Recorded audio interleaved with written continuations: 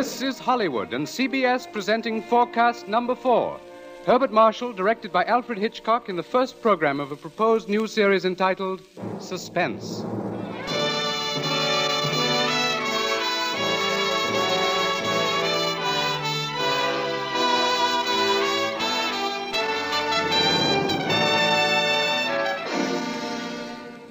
Tonight's Forecast program, ladies and gentlemen, represents the ideal form of collaboration.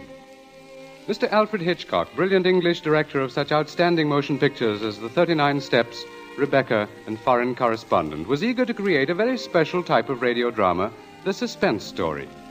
As narrator and star for his production, he thought at once of the distinguished actor with whom he had been associated in countless British film successes, Herbert Marshall. Mr. Marshall suggested that they dramatize a certain favorite story of his. And that story happened to be the very one Mr. Hitchcock had had in mind. Mrs. Belloc Lowndes' classic in Chills, The Lodger.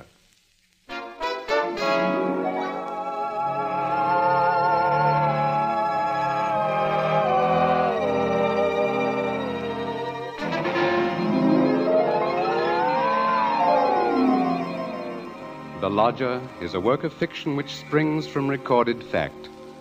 A story which begins in the year 1888 in London. A London terrorized by the fifth in a succession of recent murders.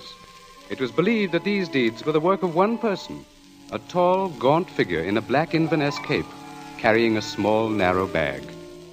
That meager description, provided by a highly unnerved witness, was the sum total of all that was known of the murderer. It was enough, however, to keep alive and alert the interest of all London, of all those in fine quarters, and all those in small, grimy houses, as, for example, Ellen Bunting. Ellen was no different from all the other middle-aged housewives dwelling in the great city's squalid Whitechapel district. She knew all the known facts of the case. As Herbert Marshall will tell you, Ellen knew it was quite proper to refer to this wielder of the knife as the Avenger.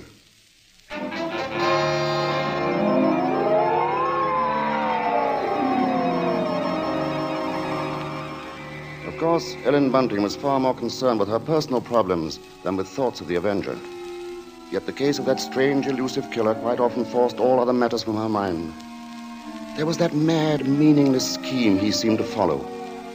All his victims, for example, had been women. All had been young, attractive, and, oddly enough, blonde. But Ellen could no more understand the motive for his brutal slashings than could the police. This night, she and her husband, Robert Bunting, sat before their fireplace reading the newspaper account of the latest murder. The Avenger had struck again.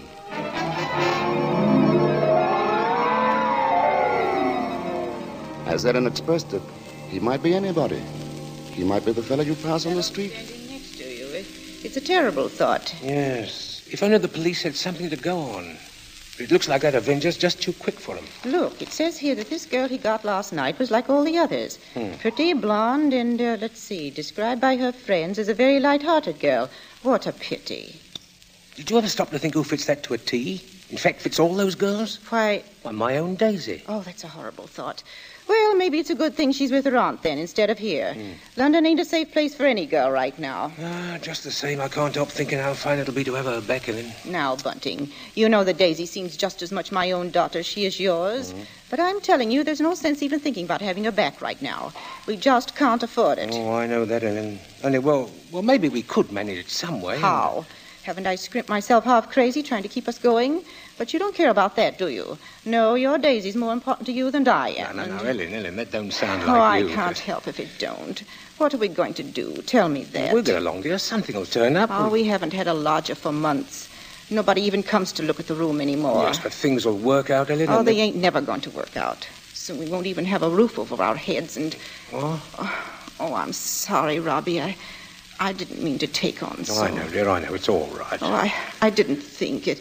It's just that I've been so worried. Well, don't you go worrying another second, old girl. Why, first thing you know, you won't be pretty anymore. You'll have your face all wrinkled and... Now, see here, Now, come on, now, let's see a smile. Come on, just have one Oh, smile. leave me Just alone. one I smile won't. like you used to, I'll eh? be done with you. Well, who do you suppose that could be? Awful late for visitors. Bunting, do you think it could be somebody looking for rooms? Well, it might be. Want me to go to the door? No, I'll go. Oh. You just stay here. Yes, all right. Now, be sure you get a good look at Louise before you let them in, dear. Oh, I'm coming. Oh, I do hope it's... Yes, sir? Is it not true that you let lodgings? Yes, sir. Won't you come in, sir? Thank you. Could I take your cape, sir? There's no need. Now, I'm looking for a quiet room. It must be quiet. Oh, we have that, sir. Above all, our house is quiet. Your bag, sir. May I take it? No, I'll hold it. You'll be so good as to show me the room, please. Oh, yes, sir. It's right up these stairs, sir. This way. Thank you. You see, sir, there's just my husband and me here, and we're ever so quiet, and I'm sure you'll find this room to your liking, sir. Here we are. Now, I'll just light the gas. There. Mm-hmm. Very good. It is pleasant, isn't it, sir? And there's not many rooms with such pretty pictures, are there now? We've had them in the family for years, sir, and... Pictures interest me very little. You see, what really impresses me about the room is the very simplicity of it, the bareness. Yes, sir. It's not at all crowded, is it? It will be quite suitable, Mrs. Bunting's. Mrs. Bunting. You see, I do a great deal of studying in my book here, the Holy Bible. Yes, sir. Please, sir, let me help with your luggage. No, don't touch it. Oh, but I only wish to... Oh, you only wish to help, of course. You must forgive me, Mrs. Bunting. It's just that I'm so very weary. Of course, sir. He bringeth them to their desired haven. Beautiful words, Mrs. Bunting. Indeed they are, sir. And now at last I have found my haven of rest. Yes, sir. Then you'll be taking the room. Let us see now. What are you going to charge me? With attendance, mind. I shall be staying in most of the time, and I shall be wanting meals. Oh, we can see to that, sir. Then does 30 shillings a week suit you? 30... Why, yes, sir. Yes, sir, that will be quite all right. Good, and I shall pay you in advance. My name is Sleuth, Mrs. Bunting. Mr. Sleuth. Sleuth. Think of a hound, Mrs. Bunting, and you'll never forget my name. 23, 4, 30 shillings. Thank you, sir. And I think I should enjoy a little light supper now, Mrs. Bunting. Bread and butter, perhaps. Could you arrange that? Well, certainly, sir. I'll do that now. And if you'd be requiring any beer or spirits... Certainly not. Oh, sir.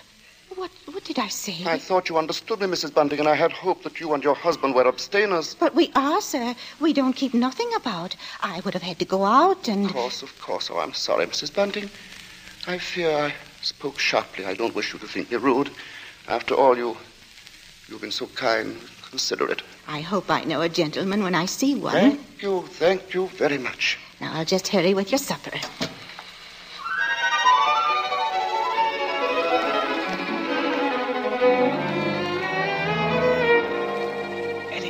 Ellen, did he take the room? No, don't bother me now. I have to get him some supper. What did you mean? Come to the kitchen where he won't hear us. He took it, Ellen? Yes, He took the room? Yes, we're all right now. Look, 30 shillings. A week in advance. Oh, it's wonderful. Wonderful.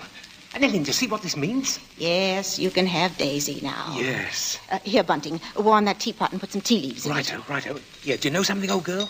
We're not going to worry too much about Daisy being in danger of that Avenger fella. Whatever do you mean, Robbie? Well, she's not a girl who takes a drink, you know. What's that to do with it, please? Oh, something I read in the paper while he was upstairs with the gentleman. They just found out that every one of the Avenger's victims had been drinking. They figure he must be some kind of a rabid abstainer. What a peculiar chap. Now hurry, Bunting, please. Yeah. Two thoughts only governed Ellen's mind. The lodger's light supper and her own good fortune at having such a lodger. Mr. Sleuth was an eccentric sort, but then he was such a gentleman, so quiet, so very religiously inclined. She started up a staircase to Mr. Sleuth's room, her husband at her side. It won't do no harm to be safe, though, once Daisy's back in London, eh? We'll see she stays close in the house, Well, I'll be downstairs. Hurry up with his supper, old girl. She has cast down many wounded from her. Yea, many strong men have been slain by her. Come in, and to know the wickedness of folly. Why, Mr. Yes? What is it? Those pictures. Those pretty girls. You've turned all their faces to the wall.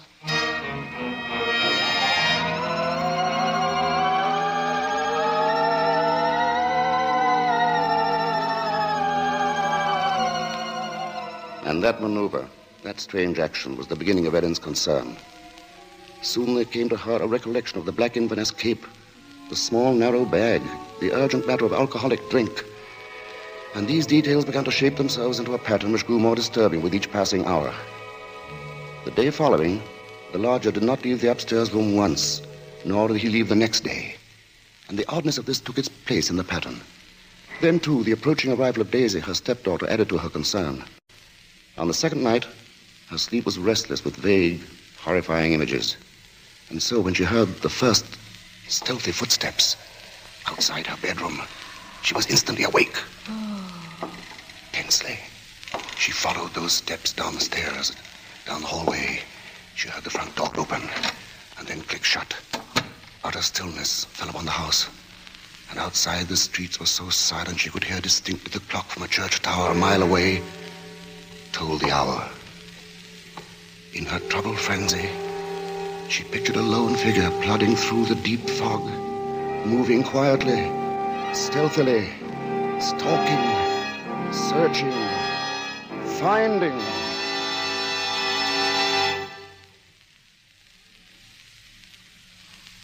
When, soon after she heard the lodger return, she sought to quiet the horrible dread which had possessed her. She assured herself that Daisy's arrival that day was no cause for alarm.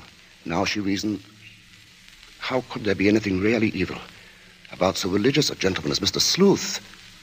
But for her there was no more sleep, merely a tormented state of half-consciousness, a state which suddenly dropped from her shortly after daybreak.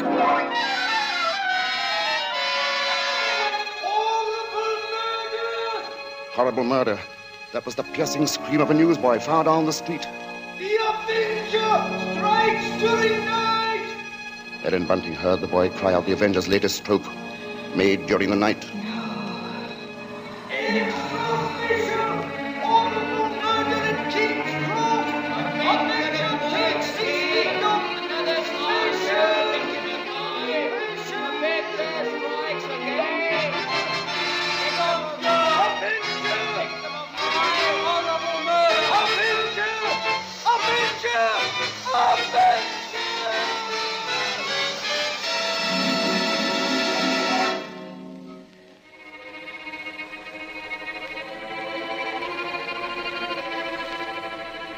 Ellen's first glimpse that morning of the grave-faced lodger brought the sleepless night's warm terror full to the surface. But on the next instant, she saw the pitiable, helpless weariness in his eyes, and curiously the terror began to pass. She found that she was hoping desperately that her fears were unfounded. Earlier, she had determined to tell Bunting of the awful convictions in her mind. Now, however, she felt she must be certain before she spoke to a soul. She knew there was one thing she must examine. That was the lodger's single piece of luggage. She'd thought of it often. What could it hold? Not much in the way of clothing, surely. It was too small, too narrow. It was more like a case. A case for a knife.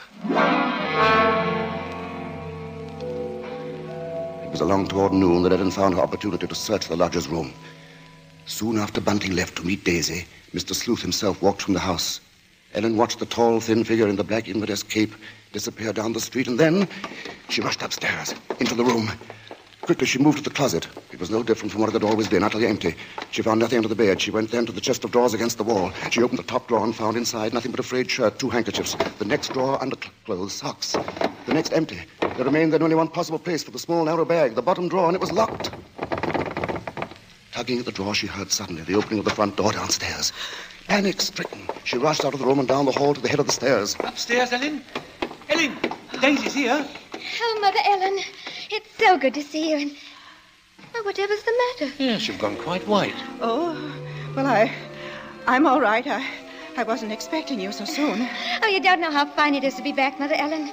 Oh, the country's all right in its way, but there's nothing like London now, is there? No, there isn't. But as long as that Avenger's about, I can see we're going to have to do something about these blonde locks, eh, Ellen? Oh, don't worry about that. I'll dye them maybe, or just pin them under my hat. Daisy, I might as well get you settled. Oh, now, Father, isn't that just like her? She's straight to the point, and no fuss. Well, I'll bet a sixpence you'll have a dust cloth in your hand before you've got your coat off. Mr. Sleuth. Mrs. Bunting, I see my door is open. Oh, we were just leaving, so we... Does this mean that all of you have been in my room? Oh, not at all, sir. What must I do? Keep it locked? But you see, sir, I was just tidying up a bit, and Mr. Bunting, he brought his daughter up, sir. She just arrived. This is Daisy, sir. Pleased to meet you, sir. She's been away for quite a long while, you see, Mr. Sleuth, and that's why we're a bit excited, you might Yes, think. you must have been surprised when you came in, hearing us laughing and carrying on that way. Yes, I must say I was. However, Miss Daisy, there are all types of joy, are there not? Yes, I'm sure there are. The despicable evil joy of the abandoned and the divine happiness of the blessed. A vast difference, that. You do understand me, don't you? Why, yes, sir. Yes, Mr. Sleuth. I devoutly hope so, Miss Daisy. Nowadays, there are so very few young women like yourself who do. In fact, I all but despaired ever of finding one. If you'll excuse us now, sir, we'll be getting Daisy's things put away. Of course, Mrs. Bunting, and I must be getting to my room. Believe me, Miss Daisy, it's been a revelation to meet you. Oh, thank you, sir. I'm sure we shall have much to discuss. He's a queer one, all right. But such a gentleman, isn't he?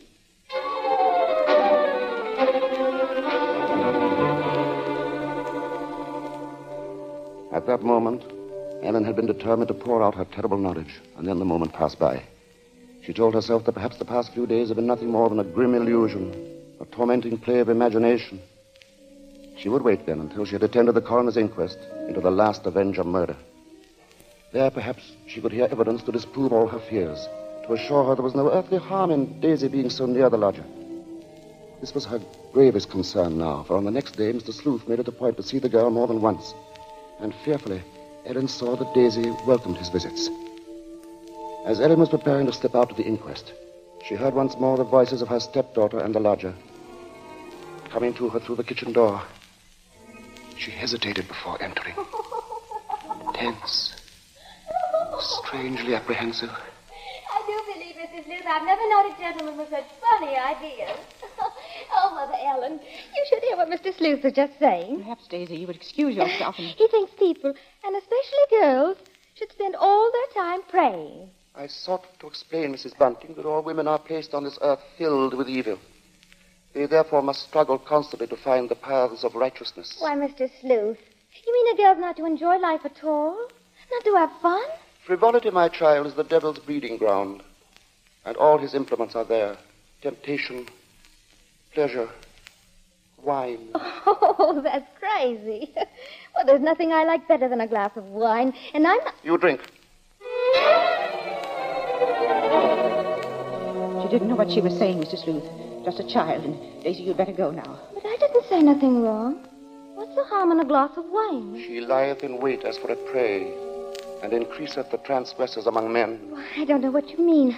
I never heard such nonsense. You call Holy Scripture nonsense? So what I prayed against is true. You are beyond salvation. That's not so. I'm a good girl, I am, and I won't have you saying that. Daisy, go into the front room. It's quite all right, Mrs. Bunting. I must be going upstairs anyway. I'm used to being misunderstood, you know. People never realize that my efforts are simply for the greater good of humanity. Of course, sir. And that the power on high will direct my hand toward the expulsion of all evil. Daisy, listen to me. Yes? I've got to tell you about...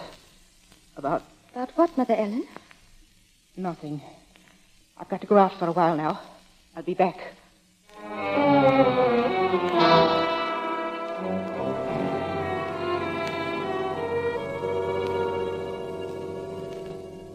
The moment to reveal the secret horror had come again and passed. Ellen's sudden recollection of Mr. Sleuth as he stood in the doorway had overwhelmed her. She must give him this last chance, this last frantic search for disproving evidence, this trip to the inquest. If that chance should fail, then she would tell Bunting or the police. So with the knowledge that Bunting was left in the house to look after Daisy, she boarded the underground train bound for the coroner's court. But as the train pulled away from the station, a new torture came to her, began to mount in her mind. It was the sudden realization that provided Sleuth was the murderer, she was equally responsible for his crimes. She had been giving him protection. If anything should happen to Daisy, she would be equally guilty. fully as guilty as the Avenger.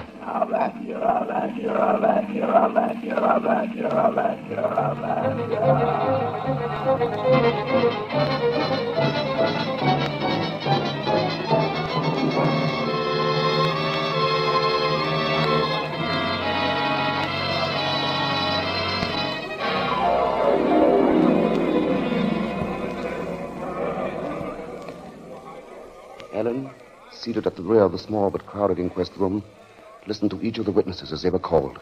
And from one of them she found the first hope she had known for many days. This witness lived next to the alley in which the Avenger had committed his crime that night. She had seen him from her window, and the man she described in no way resembled Ellen's lodger. But in another moment, Ellen's hope was swept away. It was pointed out that the fog had been so heavy that night that the witness could not possibly have seen the murderer from her window. She left the stand, replaced by a Mr. Cannot. This elderly gentleman was certain that he had not only seen, but talked with the Avenger. It was in Regent's Park, he testified, only a few moments before... A few moments before the murder, Mr. Coroner, when I saw him. He was quite a tall man, very gaunt-looking, and carrying a handbag. A handbag, you say? Yes, a small, narrow one. Just such a bag, I might add, as might contain a knife. As Ellen heard these words, the tension which had been mounting up within her became almost unbearable. Rigid with horror, she gripped the arms of her chair. She heard the coroner... I shall have to ask for more order in the court. And now, Mr. Cannot, I understand you heard this man speak. Oh, yes, he had a rather high, hesitating voice. An educated man, I would judge, but quite mad. What do you mean by that? Well, as he emerged from the fog, he was talking aloud to himself. Believe me, sir, he was reciting scriptures from the Bible.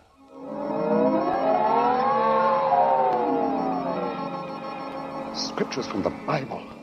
Horrified, Ellen rose from her seat, only half hearing the confusion about her. Are you asking us to believe? I would say, Mr. Cannot, that the man we're looking for would be least of all a religious man. And that's where you're in error, Mr. Coroner. The religious note is the very key to the case. Very interesting. That'll be all, Mr. Cannot. Just a moment, sir. Don't you understand?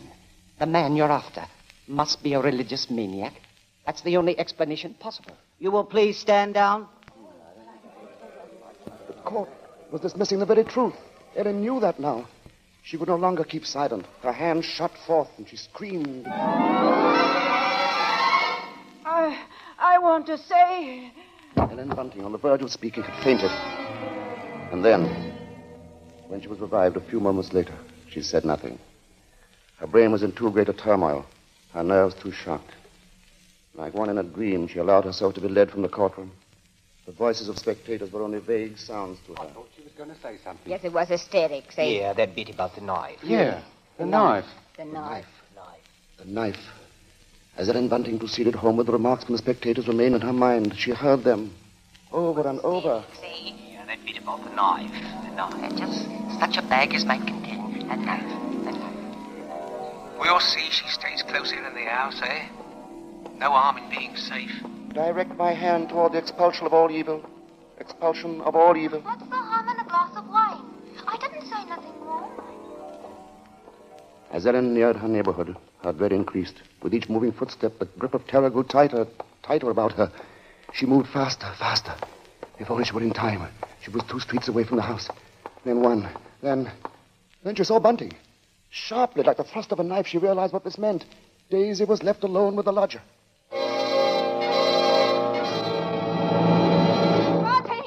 Bunting! Yes, Ellen, what is it? Oh, Bunting, tell me, Bunting. Where's Daisy? Where is she? I say, where? Why, at home. Oh, listen to me. Try to understand. Sleuth is the Avenger. What are you saying? Our lodger. He's the Avenger, Bunting. Oh, but there's no time for that. Daisy's in danger. Hurry! Hurry! Yes. Daisy!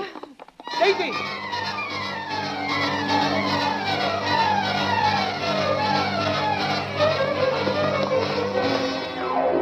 Here we are, Bunting. Here we are. Daisy! Oh, Daisy! Daisy, where are you? I'll look in the kitchen, Bunting. You try the sitting room. Daisy! Daisy! Where are you, Daisy? Answer me, Daisy! Oh, Let's try the bedroom. she's not here. What about the dining room? Look, she's not there. She's not downstairs. Then there's just his room.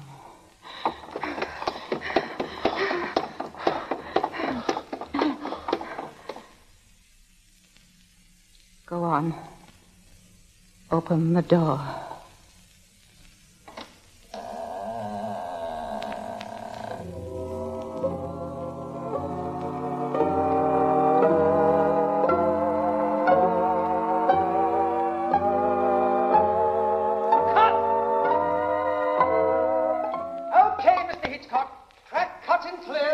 Say, cut. What's the idea, Hitch? I have a few more lines to do. As Mr. Marshall, the narrator, you have. Not as Mr. Sleuth, the lodger. Hitch, you can't stop the play right here. It isn't fair, you know. Why isn't it, Bart? What more is there to say? But, Mr. Hitchcock, won't people want to know what Bunting and me found in the room? All right, Ellen. What precisely did you find? Well, nothing, sir. There. You see? Nothing. No lodger, no Bible. And that locked dresser drawer. What about that? We unlocked it, sir. And what was in it? Nothing, sir. You are certain, Mrs. Bunting? Oh, you gave me quite a turn, Mr. Mr. Marshall.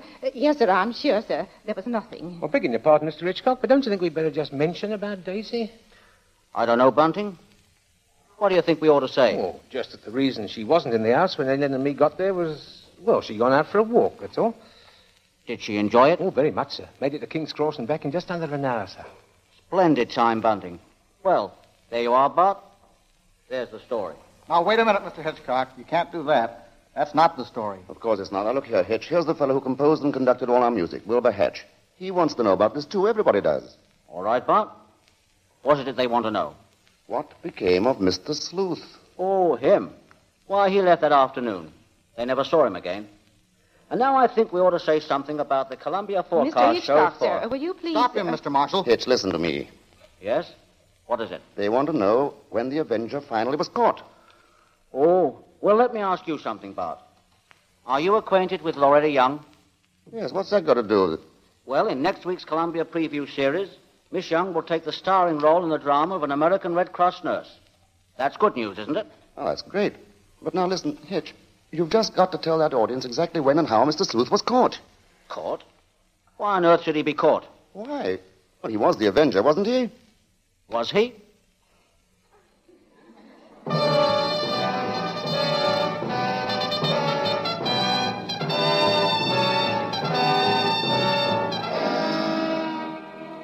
Your guess, gentle listener, is as good as ours. Even Mrs. Belloc Lowndes, who wrote the novel, isn't entirely sure.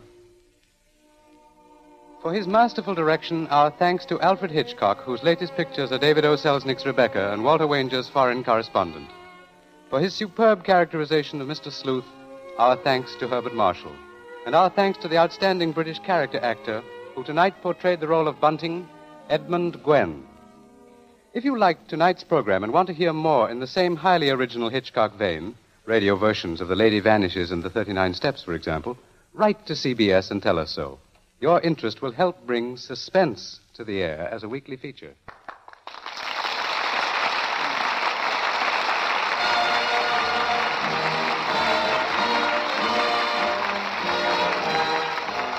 Forecast next week presents from Hollywood, Loretta Young in Angel, first of a proposed series based on the adventures and the romance of a typical Red Cross nurse.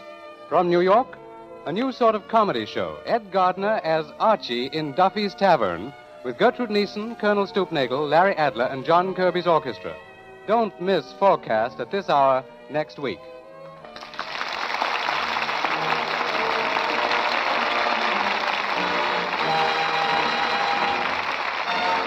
Thomas Freebanks speaking. This is the Columbia Broadcasting System.